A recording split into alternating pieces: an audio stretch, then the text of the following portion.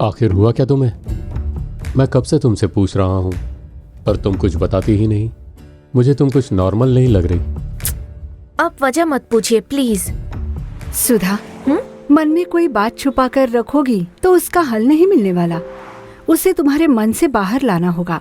दिल खोलकर बात करनी होगी। अपना दिल खोलकर बात करें। पति और पत्नी को दिल खोलकर बात करनी चाहिए। जब पति पत्नी एक दूसरे से दिल खोलकर बात करते हैं तो एक दूसरे के दिल में क्या है वो ये जान पाएंगे। पति के मन में क्या है ये पत्नी जान सकती है और पत्नी के मन की बात पति जान पाएंगे। बस तभी जीवन में शांति बनी रहेगी।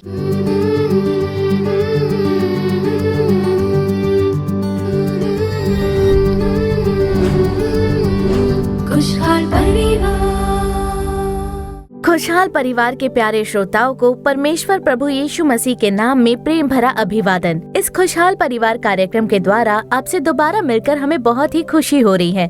आज के इस दिन मन खोलकर बोलिए इस विषय पर ही हम लोग कार्यक्रम देखने वाले हैं। परिवार में जब पति और पत्नी के बीच में कोई शक पैदा हो जाए और उसे मन में छुपा कर रख दो, जिसकी वजह से गलतफहमी बढ़ जाने का अंदेशा हो, तभी परिवार में समस्याएं बढ़ जाती है, परिवार की शांति खो जाती है। हम जो परमेश्वर के बच्चे हैं, हमें इस विषय में बहुत चौकन्ना रहना है। सबसे पहले तो आपकी समस्याओं को प्रभु को जरूर बताएं। और परिवार में पति पत्नी एक दूसरे को ठीक से समझ न पाए, दूसरा जो करता है वो समझ में न आए, तो अपना मुंह खोलकर उनसे सवाल कीजिए। जब परिवार में कोई गड़बड़ी नजर आ जाए तो मुंह खोलकर बात कीजिए, तभी परिवार की सारी समस्याएं दूर हो सकती हैं। परमेश्वर की शांति भी बनी रहेगी। लेकिन सबसे पहले आइए देखते हैं ज्योति बहन कार्यक्रम खुशहाल परिवार।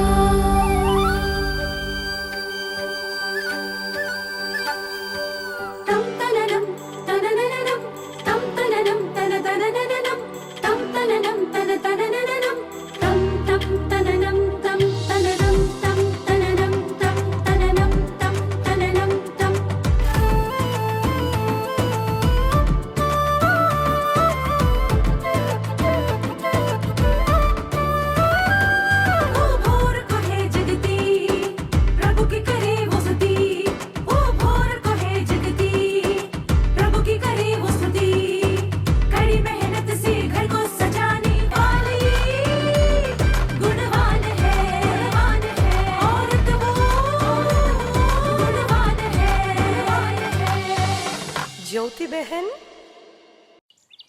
सॉरी सर, हमने आपको थोड़ा गलत समझा। मैंने तुम्हें गलत नहीं समझा। नो प्रॉब्लम, चलते हैं सर।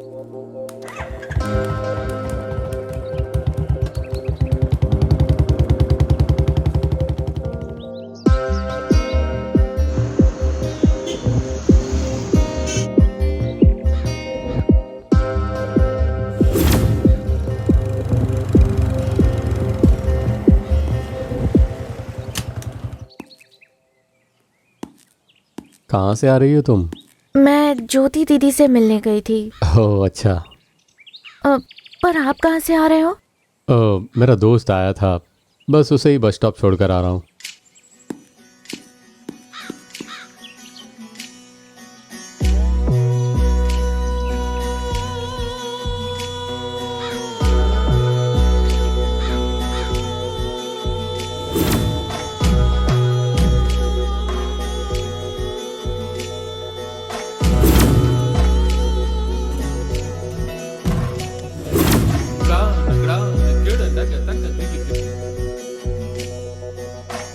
सुधा, हाँ। एक चाय पिला दो। ऑफिस में बहुत टेंशन चल रहा है, सिर दर्द से फटा जा रहा है। अभी लाई।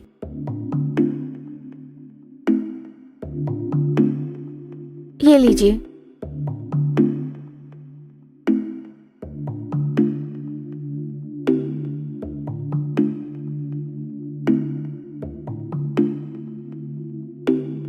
क्या बात है सुधा, आखिर हुआ क्या तुम्हें? मैं कब से तुमसे पूछ रहा हूं, पर तुम कुछ बताती ही नहीं। मुझे तुम कुछ नॉर्मल नहीं लग रही। ऐसी कोई बात नहीं है। मेरे ऑफिस में भी कई परेशानियां हैं, इसीलिए परेशान हूँ, और कोई बात नहीं है। मेरी भी ऑफिस में बहुत वर्क प्रेशर है। पहले से टारगेट भी बढ़ा दिया। समझ में नहीं आता क्या करूं। सुधा, बैंगलोर में 3 दिन की ट्रेनिंग होने जा रही है। मैं भी ऑफिस के दोस्तों के साथ वहां जाने वाला हूँ। बैंगलोर जाने वाले हो? हाँ सुधा, वहां गया तो थोड़ा माइंड फ्री तो रहेगा। कहीं ये उस लड़के के साथ बैंगलोर तो नहीं जाने वाले? बैंगलोर जाने की कोई जरूरत नहीं है। क्यों सुधा, ऑफिस की ट्रेनिंग पर ही तो जा रहा हूँ। किसी ट्रेनिंग की जरूरत नहीं है आपको। आपको माइंड फ्री करना है ना, 3 दिन की छुट्टी लेकर घर बैठ जाइए। पर तुम ट्रेनिंग जाने से क्यों रोक रही हो मुझे? मैंने कह दिया है ना, नहीं जाना है तो नहीं जाना।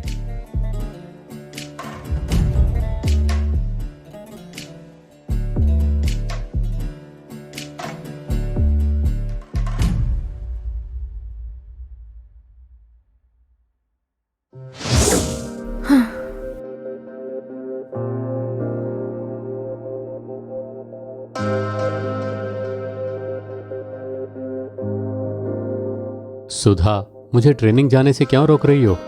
अब वजह मत पूछिए प्लीज। वजह नहीं बताओगी तो आखिर मैं समझूं क्या? एक तो तुम मेरा फैसला नहीं मान रही हो और तुम बता भी नहीं रही हो कि तुम्हारे मन में क्या चल रहा है। मैंने कहा ना, आप मुझसे कुछ भी मत पूछिए। सुधा, थोड़ी देर मुझे अकेला छोड़ दीजिए प्लीज।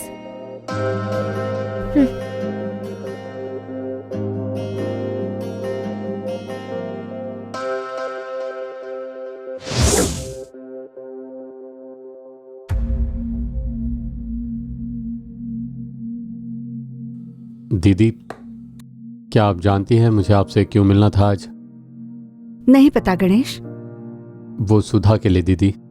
सुधा के लिए? उसे क्या हो गया? समझ में नहीं आता दीदी, पर किसी बात को लेकर बहुत ही गड़बड़ी में है वो। मुझे भी ठीक से कुछ बताती नहीं और आजकल ठीक से बात भी नहीं करती है वो। क्या आपसे उसने कुछ कहा दीदी? कुछ छुपा रही है वो, पर पता नहीं क्या। समझ में नहीं आ रहा वो अपने मन में क्या छुपा रही है आखिर, पर मैं उससे बाहर ला ही नहीं पा रहा हूं। मैंने जानने की कोशिश की पर उसने कुछ कहा नहीं। कुछ दिनों से घर में बिल्कुल शांति नहीं है, माँ भी घर पर नहीं है। समझ में नहीं आता आखिर मैं करूं क्या। इसलिए अगर आप उससे कुछ बात करें। ठीक है गणेश, आप अभी घर जाइए, मैं बाद में सुधा से बात करूंगी। चाय पी लीजिए।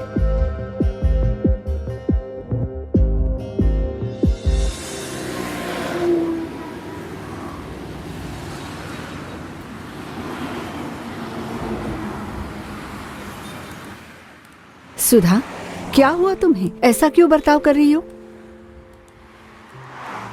मैं गणेश से मिली, बहुत उदास थे वो। मैं भी तो काफी उदास हूँ दीदी।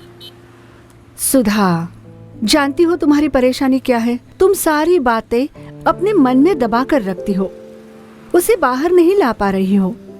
तुम्हारे दिल में जो कुछ भी है गणेश से साफ साफ बात करो, तभी तो वो भी समझ पाएंगे। अगर उसके बारे में बोलोगी नहीं तो परेशानी और बढ़ेगी। मैं तुम्हें ज्यादा कुछ तो नहीं समझाऊंगी, पर तुम्हें एक सलाह देना चाहूंगी। मन खोल कर बात करो। सुधा, मन में कोई बात छुपा कर रखोगी तो उसका हल नहीं मिलने वाला। उसे तुम्हारे मन से बाहर लाना होगा, मन खोलकर बात करनी होगी। क्या तुमने गणेश से पूछा कि वो कार से उतरी हुई औरत कौन थी? पूछा नहीं ना? तो फिर इस परेशानी का हल कैसे मिलेगा? तुम अपने मन में क्या सोच रही हो ये तो गणेश को पता ही नहीं ना। तुम क्या सोच रही हो ये गणेश को, और गणेश क्या सोच रहे ये तुम्हें कब पता चलेगा? दोनों आपस में बात करेंगे तभी ना। आज कई परिवारों में जो समस्याओं का हल ही नहीं मिल रहा, उसकी वजह सिर्फ ये है कि पति पत्नी मन खोलकर बात नहीं करते। माता पिता और बच्चे, पति और पत्नी के बीच जब खुलकर बातें होंगी तभी वो परिवार खुशहाल परिवार बन जाएगा। सुधा, तुम जैसे ही घर पहुंचोगी गणेश के साथ मन खोलकर बात करना। तुम्हारे मन में जो कुछ भी सवाल है, जो कुछ भी शक है, सारे सवाल करना उनसे। खास करके उस कार से उतरी महिला के बारे में जरूर पूछना तुम। देखना वो क्या जवाब देते हैं, और अगर तब भी तुम्हारे मन को शांति नहीं मिल रही हो तो साफ साफ बात करो। सुधा, अपने मन में तुम कोई बात दबाकर मत रखो, इससे तुम्हारी परेशानियां और बढ़ जाएंगी। तुम साफ साफ बात करोगी तभी तो वो खुलकर बात करेंगे। ठीक है दीदी।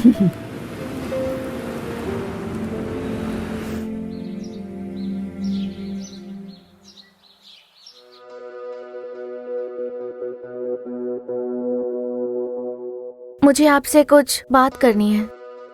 हाँ बोलो ना, इसमें पूछने की क्या बात है? उस दिन कार से जो उतरी थी वो कौन थी? पर किस दिन? भोले मत बनिए।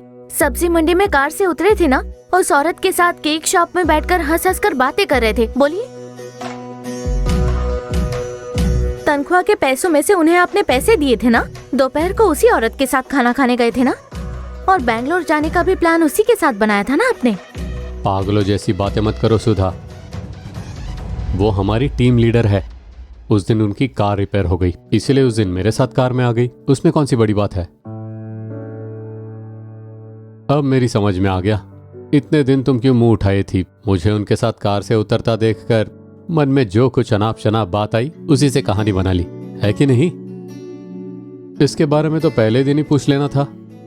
अपने मन में ही क्यों छुपा कर रखा इसे? क्या सुधा, तुम भी मेरे बारे में तुम्हारे दिल में यही सोच है क्या? सुधा, हम दोनों को तो कार से उतरता हुआ देख लिया तुमने, पर उनके हस्बैंड केक शॉप में बैठे थे, उन पर ध्यान नहीं गया तुम्हारा? सॉरी जी, मैंने ही कुछ गलत सोच लिया। हे, तुमने गलत सोचा वो बड़ी बात नहीं है, पर उस बात को अपने मन में ही छुपा कर रखा था वही गलत है। किसी भी बात को मन में छुपाए बिना बोल देनी चाहिए। जब लोग दिल खोलकर बोले तो आधी समस्या हल हो जाती है। खुशहाल परिवार। तो आपने ज्योति बहन कार्यक्रम देखा ना। मन खोलकर नहीं बोलने से, बातों को मन में ही छिपाकर रखने से परिवार में कितनी परेशानियां होती हैं। परमेश्वर के बच्चे हम लोग साफ साफ बात करेंगे और खुश रहेंगे। आगे बहन जॉयस लाजरस आकर आपके लिए परमेश्वर का संदेश देकर आपके परिवार के आशीष के लिए प्रार्थना करेंगे। प्रार्थना के साथ संदेश सुनिए। प्रभु निश्चय आपसे आज बात करेंगे और आपको आशीष देंगे।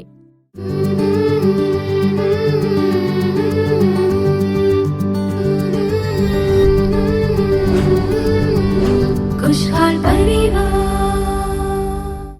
परमेश्वर और प्रभु यीशु मसीह के महान नाम में आप सभी को हमारा प्रेम भरा अभिवादन। आज के इस दिन प्रभु आपसे बात करके आपको आशीष देंगे। आपने एक बढ़िया नाटक देखा था, दिल खोलकर बात करें। पति और पत्नी को दिल खोलकर बात करनी चाहिए। जब पति पत्नी एक दूसरे से दिल खोलकर बात करते हैं तो एक दूसरे के दिल में क्या है ये वो जान पाएंगे। पति के दिल में क्या है ये पत्नी जान सकती है और पत्नी के मन की बात पति जान पाएंगे। बस तभी जीवन में शांति बनी रहेगी। कई बहनों में ये समस्या है कि वो अपने पति पर शक करती हैं। पति किसी से बात करे तो शक होता है, वो एक संदेह की आत्मा है। नाटक में भी आपने देखा कि पत्नी अपने पति पर शक करती है और अपने पति से झगड़ती है, पर जब वो आपस में बातें करते हैं तब शांति होती है। तो मेरे प्रियजनों, आज कई सारे परिवारों में कई बहनों की यही शिकायत है कि मेरे पति धोखा दे रहे हैं या फिर वो सेल फोन पर किसी से बात कर रहे हैं। अगर पत्नी पति से कुछ पूछती है तो तुरंत उनके बीच झगड़ा होता है और दोनों एक ही घर में रहते हैं पर एक दूसरे से बात नहीं करते। वो एक प्रकार का शाप है। बात न करना एक शाप है। बात कीजिए, एक दूसरे से बात करके शांति ले आइए, तभी प्रभु हमारे परिवार में आशीष भरेंगे। तो मेरे प्रियजनों, आज के इस दिन पहला थिस्सलुनीकियों अध्याय 5 और वचन 11, इस कारण एक दूसरे को शांति दो और एक दूसरे की उन्नति का कारण बनो। तो मेरे प्रियजनों, मैं एक परिवार की बात बताती हूँ। उस परिवार में दोनों पति पत्नी युवा हैं। दोनों की हाल ही में शादी हुई थी। दोनों मुझसे मिलने के लिए आए थे। तो उस भाई ने मुझसे कहा कि हमने एक नया घर देखा है किराए पर, 5 लाख रुपए डिपॉजिट है। हमने 4 लाख रुपए जमा करके दे दिए हैं और 1 लाख रुपए देने हैं। 1 लाख रुपए देते ही उस घर को हम लोग किराए पर ले सकते हैं और वो घर बहुत ही बढ़िया है। हम वहाँ रहने जाएंगे और मेरी तनख्वाह भी महीने के 30,000 है। मेरी पत्नी भी 20,000 कमाती है। हमारा परिवार अच्छे से चल रहा है, ऐसा उसने कहा। उसके बाद उस भाई ने कहा कि मैं एक हिंदू पार्श्वभूमि से हूँ, मैं यीशु को बिल्कुल भी जानता नहीं था, लेकिन मेरी शादी के बाद मैंने अपनी पत्नी के द्वारा प्रभु यीशु मसीह को जान लिया है और यीशु के बारे में अच्छी जानकारी ली है। वो जो पत्नी थी वो भी बहुत ही युवा थी। उस पत्नी ने कहा, मुझे इसके साथ नहीं रहना है, मैं इसके साथ जीवन नहीं जीना चाहती, हम लोग दोनों अलग होना चाहते हैं, ऐसा उस पत्नी ने कहा। मैं बस चुपचाप सुन रही थी और तब उसने फिर से कहा कि मैं इसके साथ जीना नहीं चाहती, मुझे अलग होना है, मुझे इसकी जरूरत नहीं है, मैं इसके साथ नहीं जाऊंगी, मैं इसके साथ नहीं जीने वाली हूँ। तब मैंने उससे पूछा कि तुम ऐसा क्यों कह रही हो कि तुम इसके साथ नहीं जीना चाहती? तब उस भाई ने कहा, हमने प्रेम करके ही विवाह किया है, पर अब हाल ही में ये ऐसी बातें कर रही है, लेकिन मैं इससे अलग नहीं होना चाहता, मैं इसके साथ ही जीना चाहता हूँ, ऐसा उस भाई ने कहा। उस भाई ने बिल्कुल भी नहीं कहा कि हमें अलग होना है, पर वो पत्नी लगातार वही कह रही थी कि मुझे इसके साथ नहीं जीना है, मुझे अलग होना है और मैं किसी और के साथ फिर से शादी कर लूंगी, पर ये नहीं चाहिए, ऐसा उसने कहा। तब उसकी बातें सुनकर मैंने उसे समझाया कि उसके साथ तुम अच्छे से जीवन जियो, बहुत ही अच्छा लड़का मिला है तुम्हें, प्रभु ने तुम्हें सच में एक बहुत अच्छा दूल्हा दिया है, उसके लिए प्रभु का धन्यवाद करना चाहिए तुम्हें। परिवार में समस्याएं, संघर्ष, कठिनाइयां तो होती ही हैं, उन्हें तुम्हें ही संभालना होगा। संभल कर तुम दोनों एक दूसरे से बात करो, दिल खोलकर एक दूसरे से बात करनी चाहिए तुम्हें, आपस में बात करके तुम्हें हर काम करनी चाहिए। तब उस पत्नी ने कहा कि हम दोनों नौकरी पर जाते हैं, सुबह जाते हैं और फिर रात को ही लौटते हैं। तब उस भाई ने कहा कि रात को घर लौटने के बाद एक कभी भी कोई काम नहीं करती, मैं ही घर के सारे काम करता हूँ, मैं खाना बनाता हूँ, बर्तन धोता हूँ, कपड़े भी टांगता हूँ, सारे काम मैं ही करता हूँ, मैं कुछ भी नहीं कहता, मेरा मन कुछ कहने का नहीं होता, मैंने उससे बहुत प्रेम किया है, ऐसा उसने कहा। तब उस लड़की ने कहा, इसने किसी से बात की है फोन पर? मैंने पूछा कब की? तब उसने कहा कि शादी से पहले ये किसी लड़की से बात करता था और मुझे लेकर उसे शक है। तो देखा शैतान कैसे काम करता है। तो वो कहती है कि मुझे शक है, मैं उससे कुछ पूछूं तो वो कुछ बताते नहीं है, चुप रहते हैं, ऐसा उस पत्नी ने मुझसे कहा कि मुझे ये नहीं चाहिए। तो मैंने उसे बहुत समझाया, मैंने उससे कहा कि ऐसा तो नहीं कह सकते कि नहीं चाहिए, लेकिन परिवार में परमेश्वर की उपस्थिति में जुड़ा हुआ विवाह है, उसे तोड़ना नहीं चाहिए। जिसे परमेश्वर ने मिलाया है उसे मनुष्य अलग न करे, ऐसा वचन में लिखा गया है। इसलिए तुम प्रार्थना करो, पति पर संदेह मत करो, वो तुमसे बहुत प्रेम करते हैं और तुम्हारे लिए बहुत कुछ करते हैं, वो सच में एक बहुत अच्छे इंसान है, तुम्हें ऐसा पति आखिर मिलेगा कहाँ? तुम जरा सोच कर देखो, विचार करो, यूं ही बात मत करो। ऐसा कहकर मैंने उस बहन को रोक दिया। मैंने उससे बात की, लेकिन फिर भी वो कहती रही कि मुझे नहीं चाहिए, मैं अब दूसरी शादी करने वाली हूँ, मेरा किसी के साथ संबंध बन चुका है, ऐसा कहा। मैंने उससे कहा कि ऐसा मत करो, ऐसे गलत संबंधों में मत पड़ो, वहाँ पर तुम्हें जाना नहीं चाहिए, तुम्हारा एक पति है, तुम्हें नहीं जाना चाहिए, तुम्हें वचन के अनुसार जीवन जीना है, प्रभु को पहला स्थान दो, वचन पढ़ो और प्रार्थना करो, तुम जो कर रही हो वो बिल्कुल गलत है, ऐसा मैंने उससे समझाया और फिर मैंने प्रार्थना भी की। लेकिन वो लड़की तो बिल्कुल भी सुनने के लिए तैयार ही नहीं थी, उसे बिल्कुल भी ऐसा नहीं लग रहा था कि प्रभु ने मुझे बहुत अच्छा पति दिया है। देखिए, शैतान ने उसका मन बहुत कठोर कर दिया था, वो अपनी ही जिद पर अड़ी हुई थी। मैंने बहुत कोशिश की उसे यह समझाने की, उसे समझाया कि तुम्हें बाइबल पढ़ना चाहिए, प्रार्थना करनी चाहिए, पति पत्नी के बीच में प्रेम भाव होना चाहिए, एक दूसरे से सलाह मशवरा करके आप लोग काम कीजिए, ऐसा मैंने उस लड़की को समझाया। मैंने कहा, मैं तुम्हारे लिए प्रार्थना करने वाली हूँ, तुम लोग घर जाकर आपस में बातें करो और कल फिर दोबारा मुझसे मिलने के लिए आना, ऐसा मैंने उसे कहकर भेज दिया। अगले दिन वो लड़की आई और उस दिन उसके चेहरे पर खुशी साफ दिखाई दे रही थी। वो अपने पति को लेकर आई थी। जैसे आई मैंने दोनों को देखा, पति को भी देखा, पत्नी को भी देखा। तुरंत मेरे पास आकर उसने कहा कि ठीक है आंटी, मैं अपने पति के साथ ही रहूंगी, अलग होने की बात नहीं करूंगी, मुझे अपनी गलती का एहसास हो गया है, मैंने जो किया वो गलत था आंटी, मैंने जो किया वो बिल्कुल गलत था, मुझे आप क्षमा कर दीजिए। तब मैंने कहा, अब तुम अपने पति से बात करो, जब तुम कहती हो कि मैं उसके साथ जीऊंगी तो अपने पति से ही बात करो, दोनों अपने हाथ पकड़कर आपस में बातें करो, दोनों ही एक दूसरे से माफी मांगो।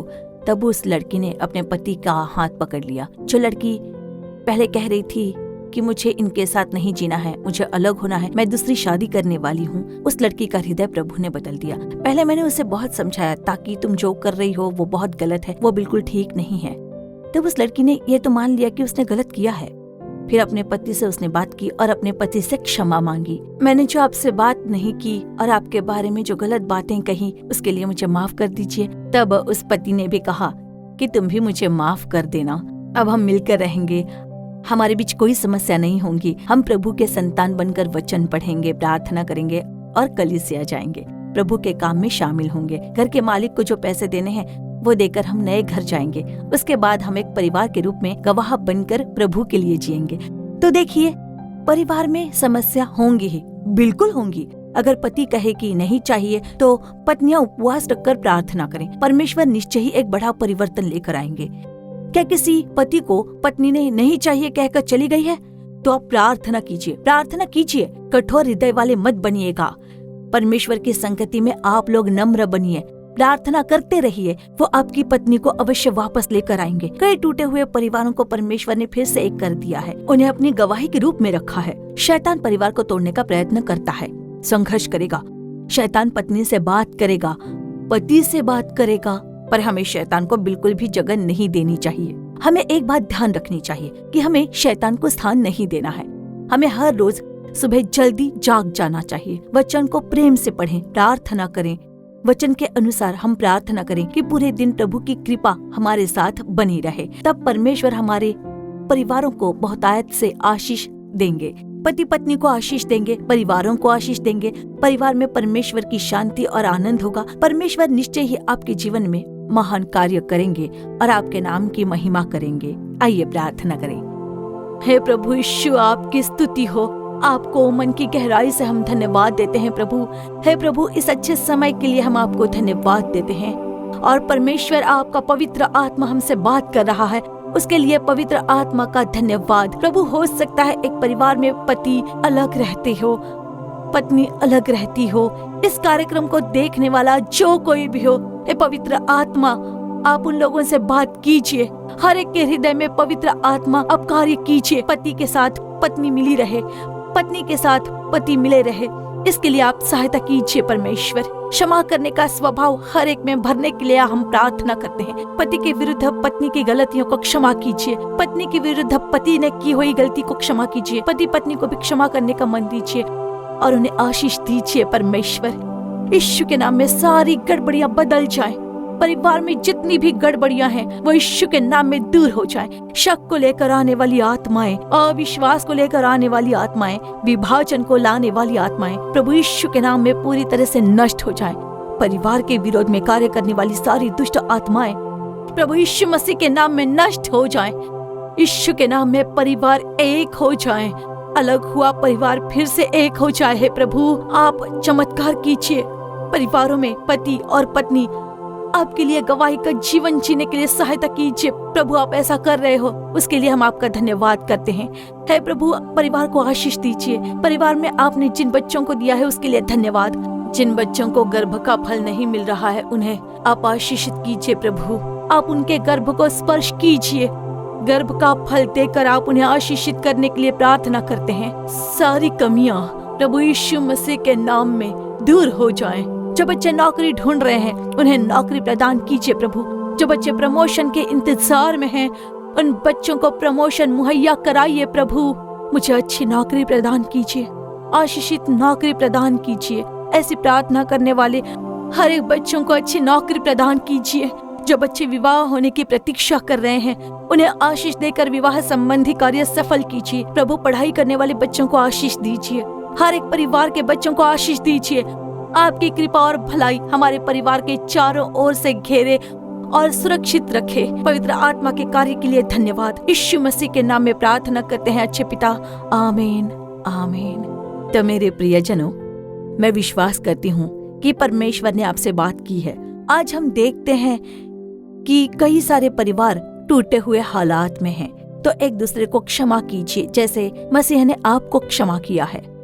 पति पत्नी को क्षमा करे, पत्नी पति को क्षमा करे। अगर आपका परिवार टूटी हुई हालत में है तो एक दूसरे से क्षमा मांगिए और एक दूसरे में शांति बनाए रखिए और प्रभु की गवाही बनकर जीवन जिए। प्रभु आपके परिवार को आशीष दें। आमीन आमीन। खुशहाल परिवार। तो प्रियजनों, हमारी आशा है कि आज का ये कार्यक्रम आपके लिए आशीष रहा होगा। आपने जो आशीष और भलाइयाँ पाई हैं, उसे हमें बताना भूलिए मत। अपनी प्रार्थना विनती ईमेल के द्वारा या चिट्ठियों के द्वारा हमें बताइए। आपके लिए प्रार्थना करने और सलाह देने के लिए भाई मोहन सी लाजरस और प्रभु के दूसरे दास बिल्कुल तैयार हैं। हमारे Jesus redeem social media platform के दूसरे कार्यक्रमों को जरूर देखिए, विशेष रूप से अद्भुत पर्व और आओ प्रार्थना करे कार्यक्रम। नालुमा वड़ी परमेश्वर के तंबू में निरंतर देश के लिए प्रार्थना होती है और साथ ही चंगाई के लिए प्रार्थना होती है। तो निश्चय ही अपने परिवार समेत उसमें जुड़ जाइए और परमेश्वर से आशीष प्राप्त कर लीजिए। हम सब मिलकर देश के लिए प्रार्थना करेंगे। देखना, निश्चय ही देश में प्रभु बड़े कार्य करेंगे। फिर अगले कार्यक्रम में आपसे दोबारा मुलाकात होगी। तब तक प्रभु की महान कृपा आपके संग बनी रहे। For further details and prayer support, contact Jesus Redeems Ministries, Nallumavadi, Tuticorin District, 628211.